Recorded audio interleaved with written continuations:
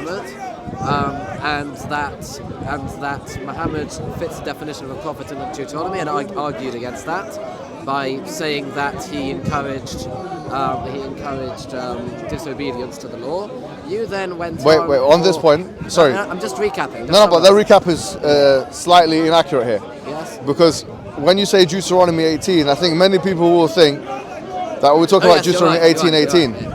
Right. Yeah. So what we did discuss was verse 21. Verse 21. Can you explain this verse and tell us? Yeah. So the verse said that if somebody makes raise your voice a bit then. If a prophet makes a prediction and it does not come true, then he is a false prophet. Okay. Right? So we said that predictions are a valid means of discernment whether someone is a true claimant of the prophet or not. In so much as if someone makes false prophecies, then this disqualifies them from prophethood. Yes. Yeah. So then we spoke about the other qualification of disloyalty from Deuteronomy chapter 13. Yes. I claimed that this disqualifies Muhammad.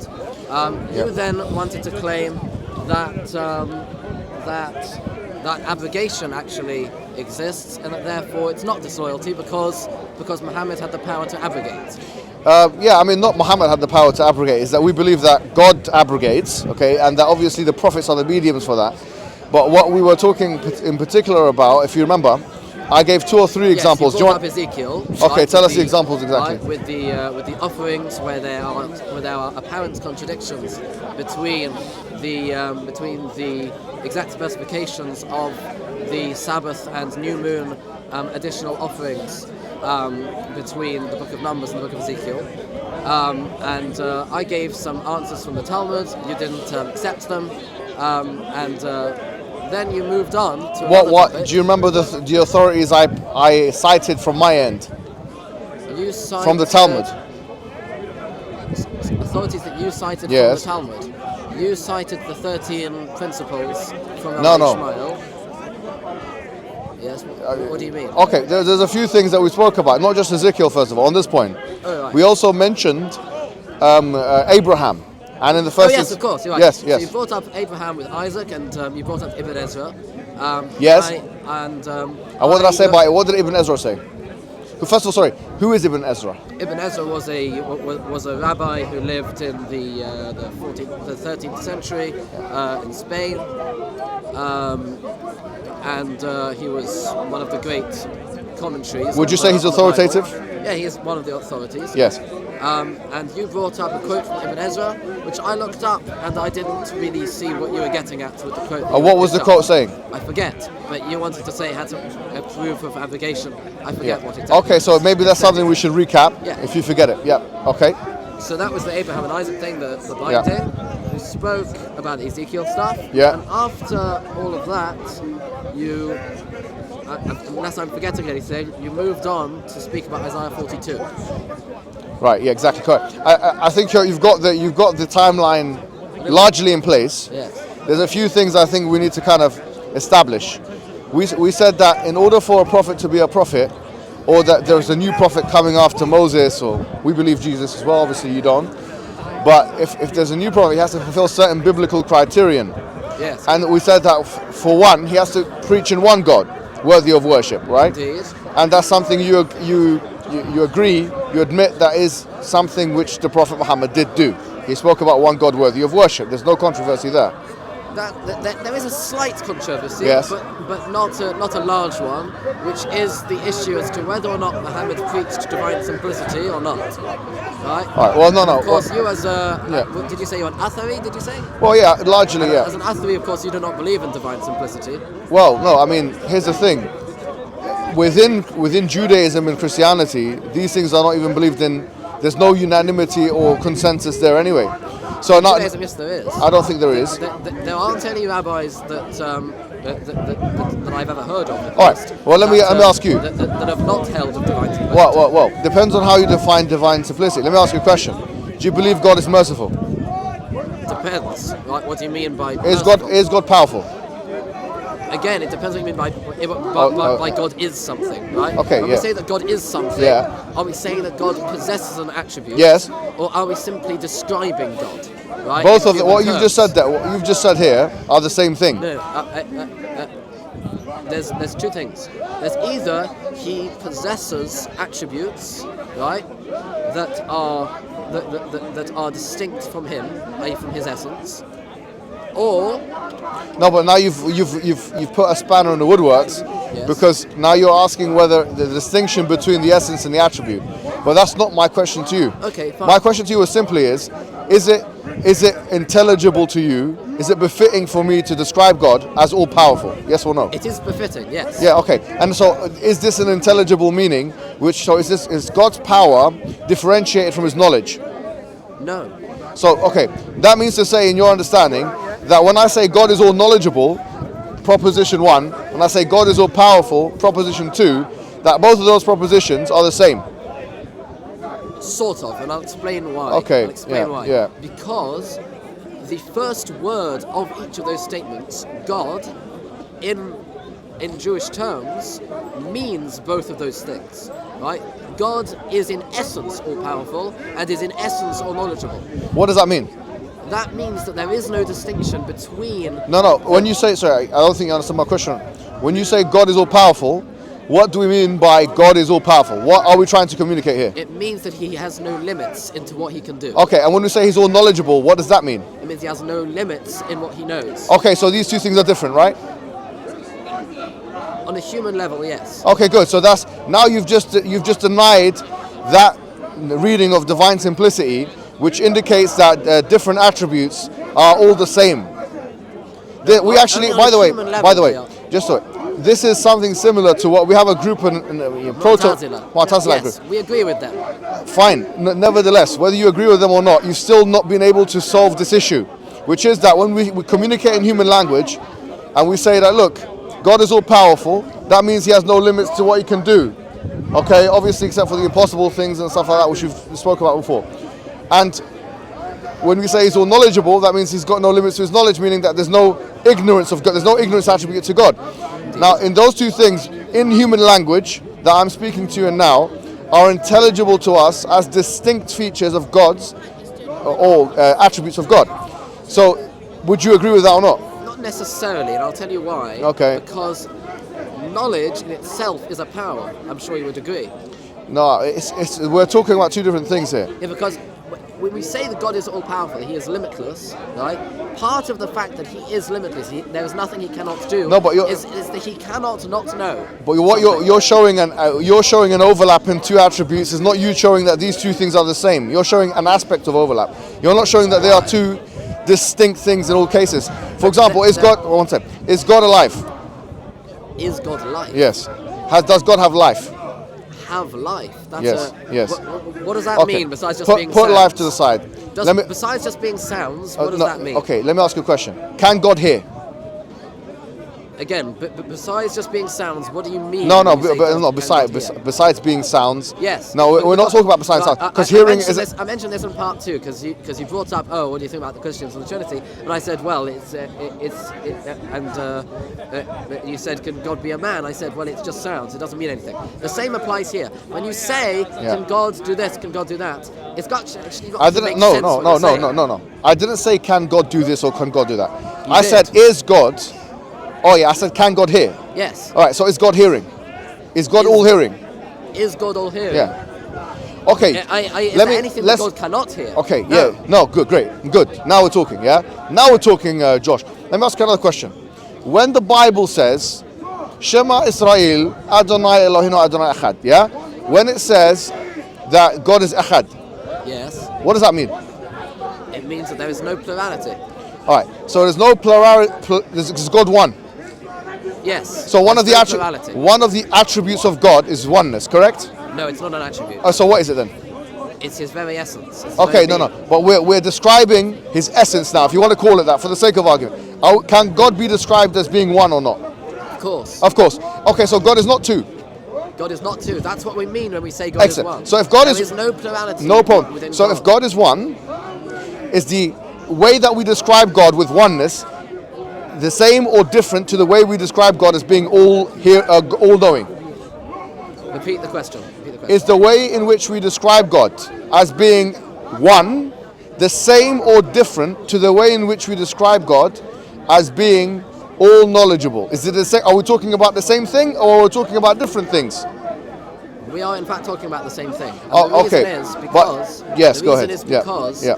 the idea of oneness of God, i.e., the lack of plurality to Yeah. God, is intrinsically the same as His limitless. And if right, there are no limits Okay. to God. So right? you're saying God is speaking in tautology in the Bible? No, God is speaking in human terms in the Bible. No, you listen to what I'm saying. You're saying God is speaking when God says that He is one, Ahad, Yes. or when He says that He is all, or that He knows all, or that when He sees all, or that all of these things. The third one, there isn't actually a verse Okay, that fine. says That He knows all, or that He's all powerful. There isn't that also is not said. So God is not described with power in the Bible, in the Old Testament. He's not described with all power. He's described with power. Okay, great, no problem. Now we're playing semantics.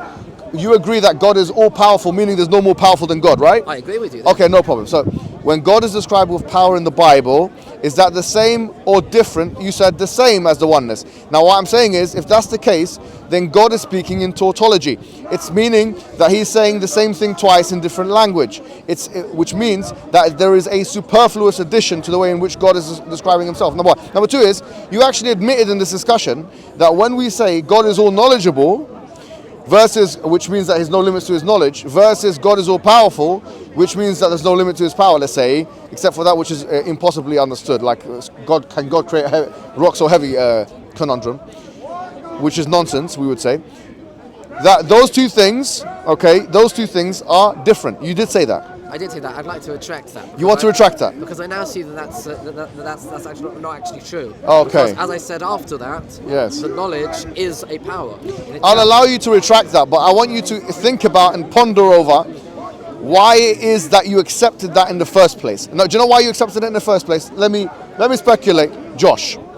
Let me speculate, Josh, and tell me what you think. This one, No, let me speculate, Josh. Speculate, Mohammed. I think the reason why you decided to say that there is a difference in our intelligible understanding of the proposition that God is knowledgeable, or that there are no limits to His knowledge. God is power, there are no limits to His power, because they are describing two different things. Now you're saying, actually, I want to retract that statement, and I want to say that there are limits. The reason why you're doing that is not because of the logical argument presented in front of you. It is simply because you are trying to squeeze divine simplicity.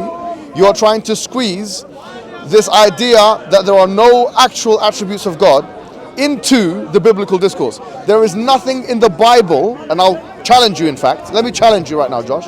There is nothing in the words of Moses or in the words of any of the prophets in the Hebrew Bible, all 22 books in which 24. You believe, 24, in which you believe, that says that what you're saying now. There is not one verse that says in the way in which we should understand the attributes of God should be anything other than a prima facie understanding.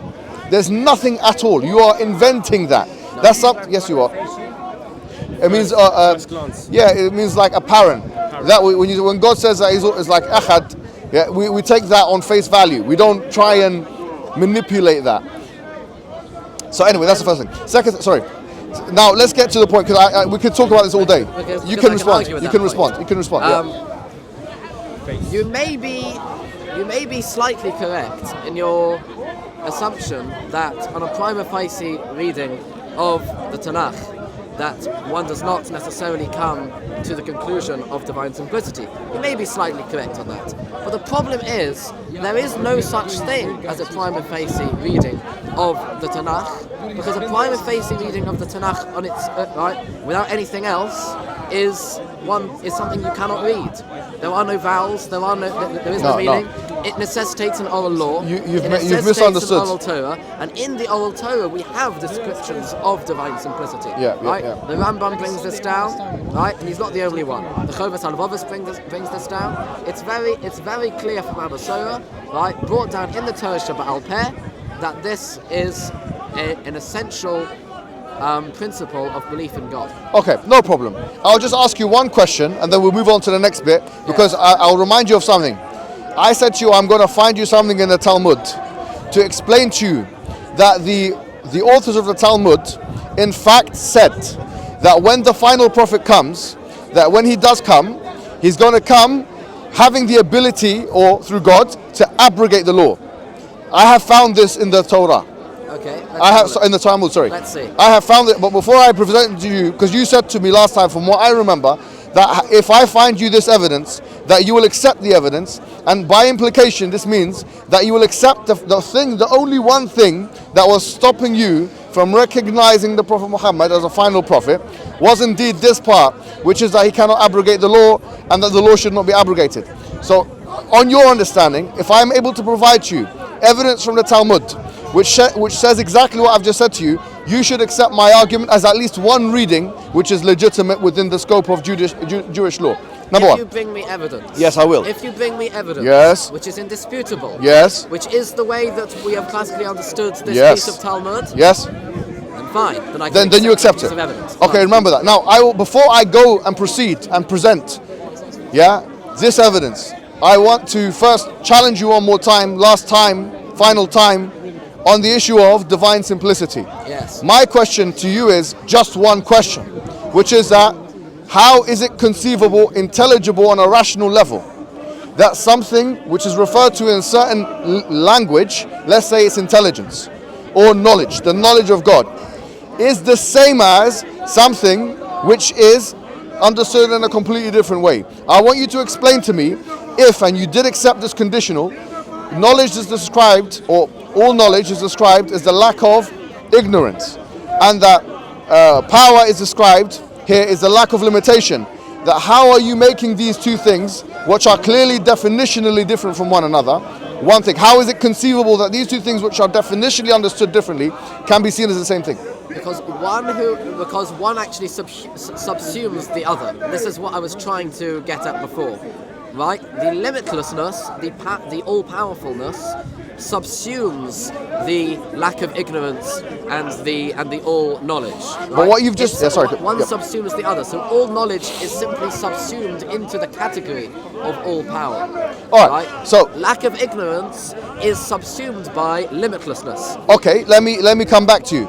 In fact, what you've just said there is incriminating. Why? Is intellectually incriminating. Why? The reason why what you've just said there is nothing but intellectually incriminating is because to say something X is subsumed by Y is to indicate the differentiation between X and Y. Meaning, if I say the mother or the baby is contained within the mother's stomach, that is to distinguish between the baby and the mother. You cannot say something is subsumed by something else unless something else exists in the first place. So that's done. That's actually no, that's done, Josh. No, it is. It's an entailment. Not true. Yes, it is. Not true. No. Unless it's tautological. The only other way is that it's tautological. And if it's tautological, that means we're describing the same thing. Do you know what a tautology is? Yes, a tautology is where you say one thing and then you basically say it again, but in slightly different language. Okay. In a way that yes. You're simply repeating yourself. So if you say that God's knowledge is the same as God's power, and you're saying they're the same thing, they're the different language, there's only one option for you if you're saying that they're not different, which is that they are tautological. That when God speaks about knowledge, he is speaking about power, and when he is speaking about power, he's speaking about knowledge, which of course would corrupt the meaning, not only the prima facie meaning, but any type of reading of the Hebrew Bible. Because if you understand it that way, that means when God's speaking about things which are applied to knowledge, and then he references his knowledge, that he's actually referencing his power, and vice versa. And so there is not even one master key category or one master key attribute which everything must be so-called subsumed by. Because then one could argue, what about the will of God? The will of God, is the will of God different, or is it differentiated, or is it similar, or is it different to the power of God? Because the will, and I think we agreed on this beforehand, will is the choice to do A over B or B over A. That's what will is. Having choice and will means that you have an ability to choose A over B. You have the power to choose A over B. No problem. Yes. But if I say that he has the ability to choose A over B, that's referencing a different state of affairs to just saying that you have power. It's conceivable, therefore, to have power without will. No, but it's not. You can't be all-powerful and yet have power which is lacking. No, I didn't say all power. If you listen to what I just said, I said it's conceivable for something to have power but not will. Like, I'll give you an example. This mobile phone right now, this mobile phone has power, would you agree? Everything, I think you would agree. Yes. Alright, so if this mobile phone has power, it has no will, it's not volitional, it cannot choose A over B, unless of course I decide for it. So in other words, it has no decision making ability, however it has power.